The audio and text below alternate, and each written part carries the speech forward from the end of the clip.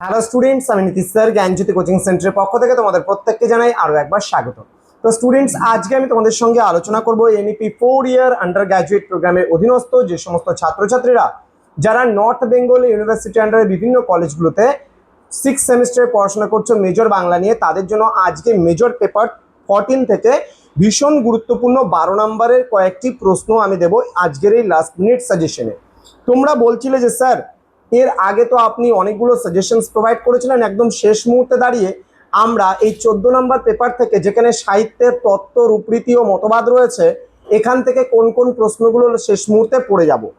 দেখো, বাংলা সাহিত্যের বিষয় এমনিতেই বেশি করে পড়াশোনা করা উচিত, কিন্তু তারপরেও আজকে পরীক্ষার শেষ মুহূর্তে দাঁড়িয়ে আমরা কিন্তু তোমাদের গুরুত্বপূর্ণ 8খানা থেকে 10খানা প্রশ্ন দেব। এর মধ্যে থেকে তোমাদের এই 14 নম্বর পেপারটিতে তোমরা কমন পাবেই পাবে। তো যারা এখনো চ্যানেলটিকে সাবস্ক্রাইব করোনি, সাবস্ক্রাইব করে পাশে থাকা বেল আইকন অল প্রেস করে দেবে, যাতে নেক্সট টাইম থেকে কোনো ভিডিও আপলোড করলে তার নোটিফিকেশনটা তুমি সবার আগে পেতে পারো।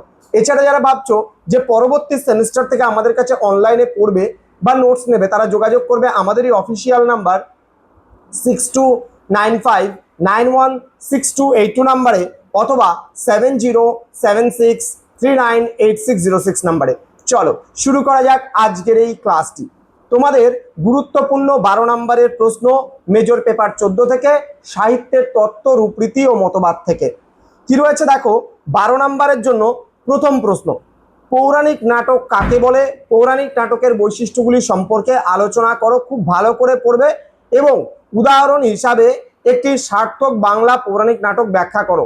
তাহলে পৌরাণিক নাটকটা কিন্তু ভীষণ ভালো করে তোমরা পড়বেই পড়বে। ক্লিয়ার? ওকে, নেক্সট, মহাকাব্য কাকে বলে? মহাকাব্যের বৈশিষ্ট্যগুলি আলোচনা করো। এই প্রশ্নটাও কিন্তু ভালো করে পড়বে, মহাকাব্য থেকে একটা প্রশ্ন আসার সম্ভাবনা রয়েছে। নেক্সট প্রশ্ন তোমরা পড়বে, ধ্বনি কাকে বলে? ধ্বনি শ্রেণীবিভাগ করো। ধ্বনি কাকে বলে? ধ্বনি শ্রেণীবিভাগ করো। খুব ভালো করে পড়বে তোমরা এটা, এই প্রশ্নটা। একাঙ্ক নাটকটা ভালো করে পড়বে, একাঙ্ক নাটক, ঠিক আছে? একাঙ্ক নাটকটা ভীষণ ভালো করে পড়বে। আচ্ছা,